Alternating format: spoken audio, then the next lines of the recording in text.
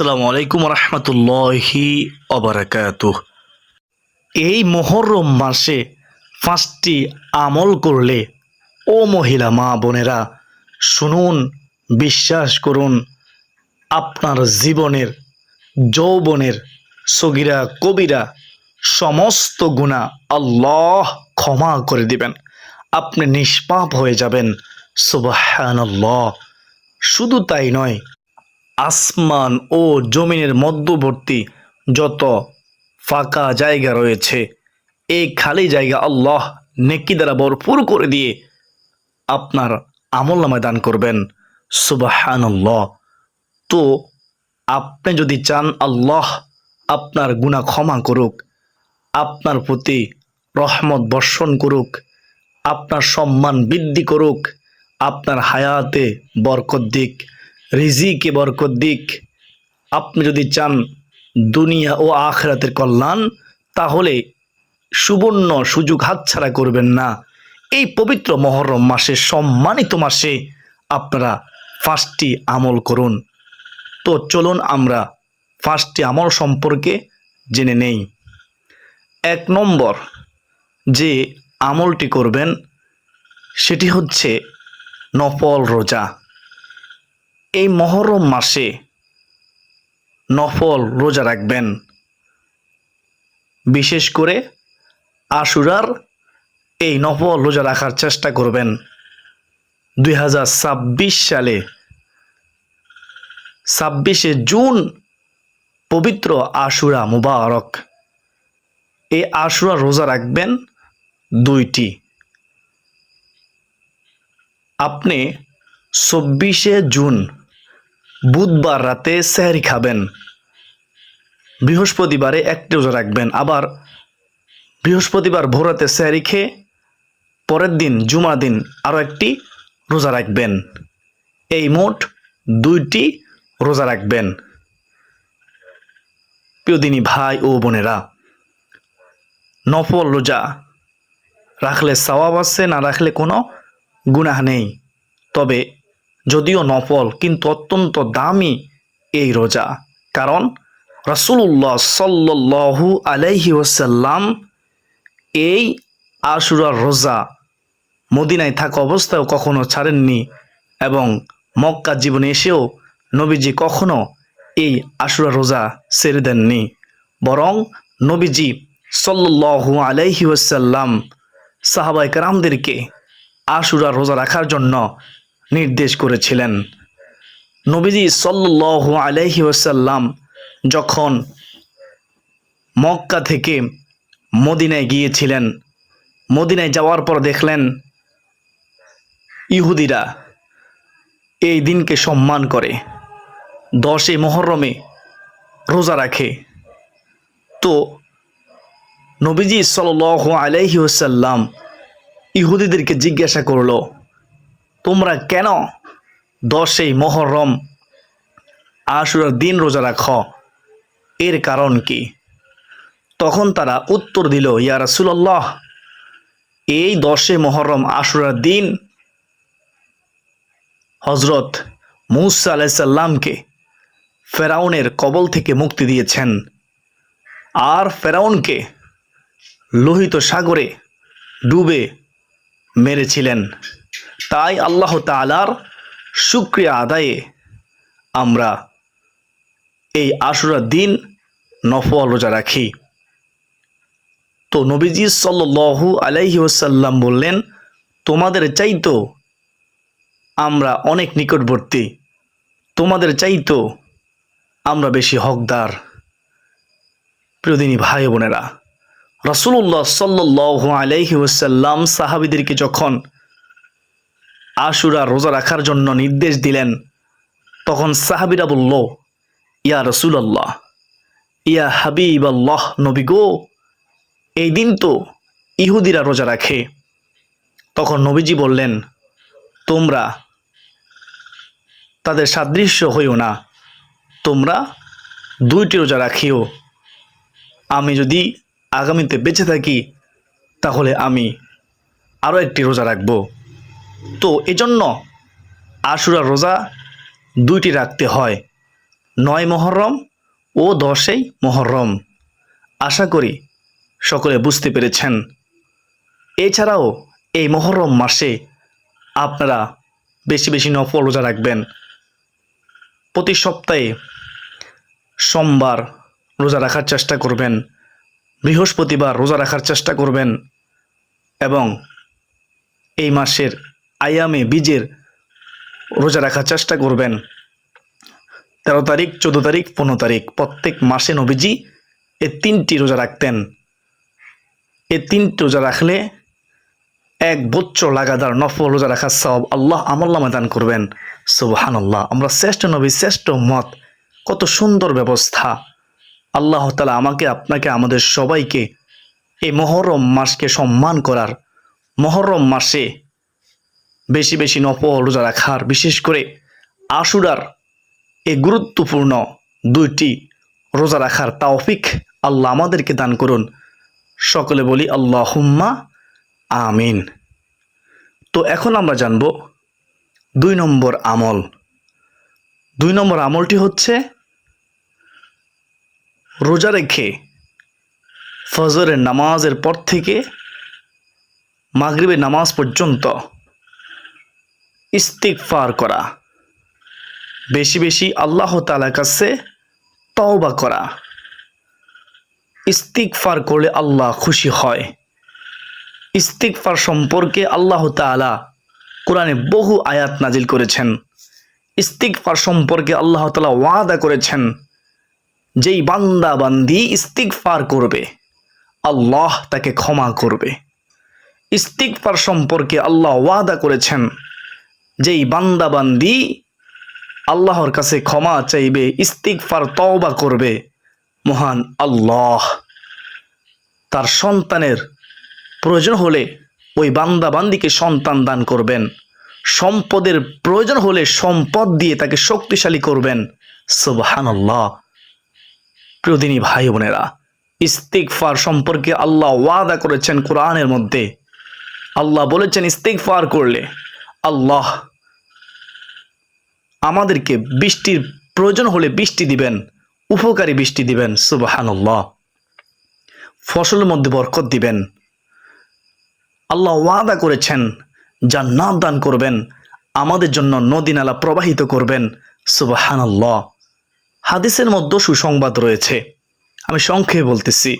কেন এই পবিত্র মুহররম মাসে রোজা রেখে আপনারা এই ইস্তিগফারের আমল করবেন?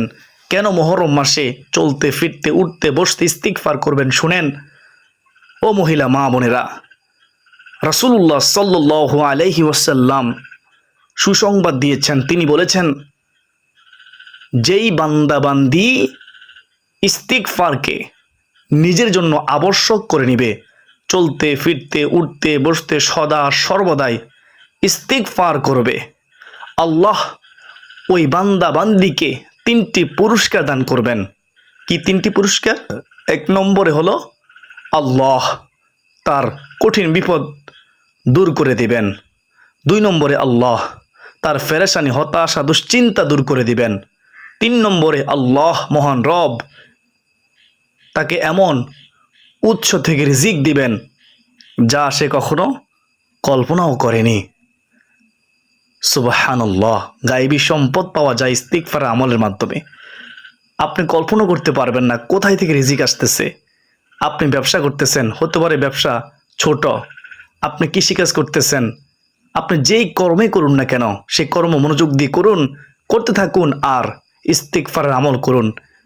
হতে পারে আপনার ছোট ব্যবসা, আপনি যেই কর্ম করেন সেটা ছোট হোক, কিন্তু ওই ছোট কাজের মধ্যে আল্লাহ বরকত দিয়ে ভরপুর করে দিবে, রিজিকে বরকত হবে, আপনার অভাব দূর হবে, ঋণ পরিশোধ হবে ইনশাআল্লাহ। প্রিয়দিনী ভাই বোনেরা, ইস্তিগফার সম্পর্কে বলতে গেলে অনেক সময়ের ব্যাপার, তো আমরা সেদিকে যাচ্ছি না। আপনারা এই মুহররম মাসে আশুরা রোজা রেখে বেশি বেশি ইস্তিগফার পড়বেন। এই মুহররম মাসে চলতে ফিরতে উঠতে বসতে ইস্তিগফার করবেন। প্রত্যেক ফরজ নামাজের সালাম ফিরিয়ে প্রথমে আল্লাহু আকবার একবার বলবেন, তারপরে আস্তাগফিরুল্লাহ আস্তাগফিরুল্লাহ আস্তাগফিরুল্লাহ 3 বার পড়বেন। আর সকাল সন্ধ্যায় 100 বার 100 বার করে পড়বেন। আর যখনই সুযোগ পাবেন সারাদিনে সারা রাতে ইস্তিগফার পড়ার চেষ্টা করবেন। সবচেয়ে ছোট ইস্তিগফার আস্তাগফিরুল্লাহ আস্তাগফিরুল্লাহ। আর যদি সম্ভব হয় সাইদুল ইস্তিগফার সকালে একবার সন্ধ্যায় একবার পড়বেন, পড়লেই কপাল খুলে যাবে। শয়তান বুঝে, আপনি না বুঝলেও শয়তান জানে একবার পড়লে ওই দিনে মারা গেলে আপনি জান্নাতি, সন্ধ্যায় একবার পড়লে ওই রাতে মারা গেলে আপনি জান্নাতি। তাই শয়তান কিন্তু আপনাকে করতে দিবেন, এটা মনে রাখবেন। তো শয়তানের দোকায় না পড়ে সাইদুল ইস্তিগফার শিখুন, সাইদুল ইস্তিগফার সকাল সন্ধ্যায় পড়ুন। আল্লাহ তাআলা আমাকে, আপনাকে, আমাদের সবাইকে, মহিলা মা বোনদেরকে ইস্তিগফার আমল করা তৌফিক দান করুন, আমিন। তো আমরা 3 নম্বর আমল এখন জানব। ও মহিলা মা বোনেরা, আপনারা এই মুহররম মাসে রোজা রেখে অথবা রোজা ছাড়াও আপনারা নফল নামাজ পড়বেন। নফল নামাজ পড়বেন কত রাকাত, কিভাবে নিয়ত করবেন শুনেন সম্পূর্ণ নিয়ম কানুন।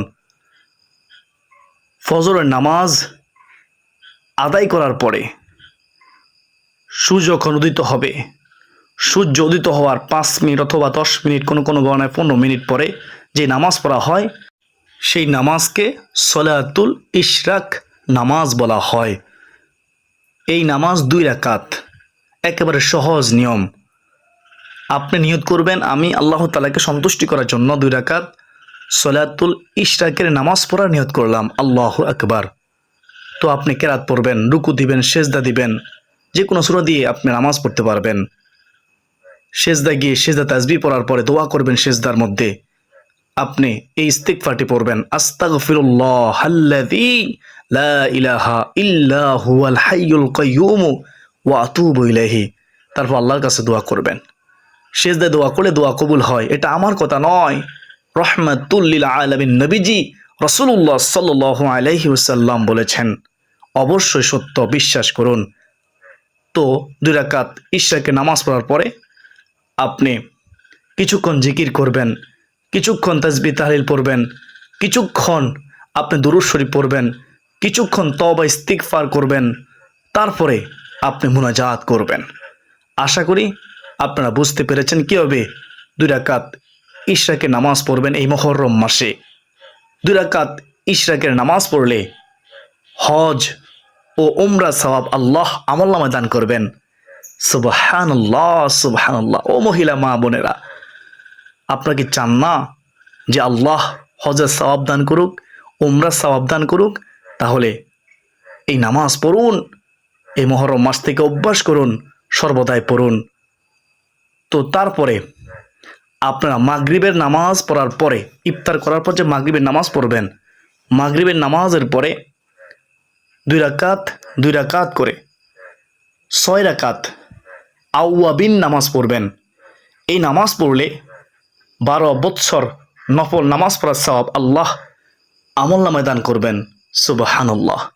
অবাক হয়ে গেলেন? ও মহিলা মা বোনেরা, এই মুহররম মাসে পড়ুন, অভ্যাস করুন, এই মুহররম মাস থেকে সর্বদাই পড়ুন। 2 রাকাত করে পড়তে হয়, প্রতি 2 রাকাত পর সালাম ফিরাবেন। নিয়ত করবেন আমি 2 রাকাত আওয়াবিন নামাজ পড়া নিয়ত করলাম, আল্লাহু আকবার। কেরাত পড়বেন, রুকু দিবেন, সেজদা দিবেন, নামাজ পড়বেন মনোযোগ সহকারে। সেজদা গিয়ে সেজদা তাসবিহ পড়ার পরে আবার সেইভাবে দোয়া করবেন আল্লাহর কাছে। 2 রাকাত করে 6 রাকাত আওয়াবিন নামাজ পড়ার পরে আপনি বসে কিছুক্ষণ জিকির করবেন, কিছুক্ষণ দুরূদ শরীফ পড়বেন, কিছুক্ষণ তওবা ইস্তিগফার করবেন, কিছুক্ষণ আপনি তাসবিহ তাহলিল পড়বেন, তারপর দোয়া করবেন, আল্লাহ তাআলার কাছে ক্ষমা চাইবেন, মাপ চাইবেন, আপনার যা প্রয়োজন আল্লাহর কাছে বলবেন। আল্লাহ তাআলাই সমাধানকারী, আল্লাহ তাআলাই সমাধান করবে। আমরা ইবাদত করি আল্লাহর, এবং আল্লাহ আমাদেরকে দেওয়ার মালিক, অন্য কেউ দিতে পারবে না। আল্লাহ তাআলা আমাকে আপনাকে 2 রাকাত করে 6 রাকাত এই মুহররম মাসে আওয়াবিন নামাজ পড়ার তৌফিক দান করুন, আমিন। আপনি চাইলে 2 রাকাত তওবা নামাজ পড়তে পারেন। নামাজের 3টি নিষিদ্ধ সময় ছাড়া বাকি যে কোনো সময়ে আপনি চাইলে 2 রাকাত সলাতুল হাজত নামাজ পড়তে পারেন এই মুহররম মাসে। আপনি চাইলে ভোর রাতে জাগ্রত হয়ে তাহাজ্জুদ নামাজ পড়ার অভ্যাস করতে পারেন এই মুহররম মাসে। যেহেতু এই মুহররম মাস সম্মানিত মাস, তো হাদিসে বর্ণিত এই নফল নামাজগুলো পড়তে পারেন। নির্দিষ্ট কোনো নামাজ নেই, যেহেতু এই মাস আল্লাহর কাছে অনেক দামি সম্মানিত। সেহেতু আমাদের উচিত এই মাসে বেশি বেশি নফল নামাজ পড়া। আল্লাহ তাআলা আমাকে আপনাকে আমাদের সবাইকে নফল নামাজ পড়ার তৌফিক দান করুন, আমিন। তো আমরা 3 নম্বর আমল জানলাম, এখন আমরা 4 নম্বর আমলটি জানব। 4 নম্বর আমলটি হলো ইসমে আজমের আমল। ইসমে আজম কি? ইয়া জাল জালালি ওয়াল ইকরাম। এর ফজিলত কি? একজন সাহাবী ফরজ নামাজের পরে বসে বসে এই ইসমে আজম পাঠ করে আল্লাহর কাছে দোয়া করতেছে, ইয়া জাল জালালি ওয়াল ইকরাম। নবীজি সাল্লাল্লাহু আলাইহি ওয়াসাল্লাম শুনলেন। শোনার পরে তিনি ওই সাহাবীকে উদ্দেশ্য করে বললেন যে তুমি এখন মন প্রাণ উজাড় করে আল্লাহর কাছে চাও, তুমি ইসমে আজমের মাধ্যমে দোয়া করেছ, যা চাইবে আল্লাহ তোমাকে তাই দান করবে। সুবহানাল্লাহ। অবাক হয়ে গেলেন, এটাই সত্য। বিশ্বাস করুন, ইসমে আজমের আমল করুন। এই মুহররম মাসে বেশি বেশি করে ইসমে আজম প্রত্যেক মুনাজাতের পূর্বে একবার হলেও পড়বেন, মুনাজাতের মাঝেও পড়বেন। ইসমে আজমের মাধ্যমে আল্লাহর কাছে দোয়া করলে দোয়া কবুল হয়। ইয়া জাল জালালি ওয়াল ইকরাম। তো এই হচ্ছে 4 নম্বর আমল। 1 নম্বর আমলটি জানলাম কি? নফল রোজা রাখা, বিশেষ করে আশুরার 2টি রোজা রাখা, 9 মুহররম 10 মুহররম। 2 নম্বরে জানলাম ইস্তিগফারের আমল। 3 নম্বরে জানলাম নফল নামাজের আমল। 4 নম্বরে জানলাম ইসমে আজমের আমল। সর্বশেষ এখন আমরা 5 নম্বর আমলটি জানব, সেটা হচ্ছে জিকিরের আমল। 4টি বাক্য পড়বেন বেশি বেশি করে এই মুহররম মাসে, সম্মানিত মাসে। এই 4টি বাক্য পড়লে হাদিসের মধ্যে আছে, কেউ যদি সুবহানাল্লাহ ওয়ালহামদুলিল্লাহ ওয়ালা ইলাহা ইল্লাল্লাহ ওয়াল্লাহু আকবার পড়ে, শীতকালে যেভাবে গাছের পাতা ঝরে যায় ঠিক তেমনইভাবে তার জীবনের গুনাহগুলো ঝরে যাবে, সে নিষ্পাপ হয়ে যাবে, এমনটা হাদিসে বর্ণনায় রয়েছে। কেউ যদি সুবহানাল্লাহ একবার পাঠ করে, আলহামদুলিল্লাহ ওয়ালা ইলাহা ইল্লাল্লাহ আল্লাহু আকবার পাঠ করে, সমুদ্রের ফেনারসি পরিমাণ গুনাহ থাকলেও আল্লাহ ক্ষমা করে দিবেন। হাদিসের মধ্যে আছে আল্লাহ তাআলার কাছে 4টি বাক্য অনেক দামি এবং নবীজি সাল্লাল্লাহু আলাইহি সাল্লামের কাছেও অনেক দামি। সুবহানাল্লাহ ওয়ালহামদুলিল্লাহ ওয়ালা ইলাহা ইল্লাল্লাহ ওয়াল্লাহু আকবার। সুবহানাল্লাহ অর্থ আল্লাহ পবিত্র, আলহামদুলিল্লাহ অর্থ আল্লাহ তাআলার জন্য সমস্ত প্রশংসা, আল্লাহু আকবার অর্থ আল্লাহ সর্বশ্রেষ্ঠ, আল্লাহ মহান, সবচেয়ে বড়, তার চেয়ে বড়ত্ব, তার চেয়ে শ্রেষ্ঠত্ব আর কারো নেই। লা ইলাহা ইল্লাল্লাহ অর্থ আল্লাহ তাআলা ছাড়া কোনো ইলাহা নেই।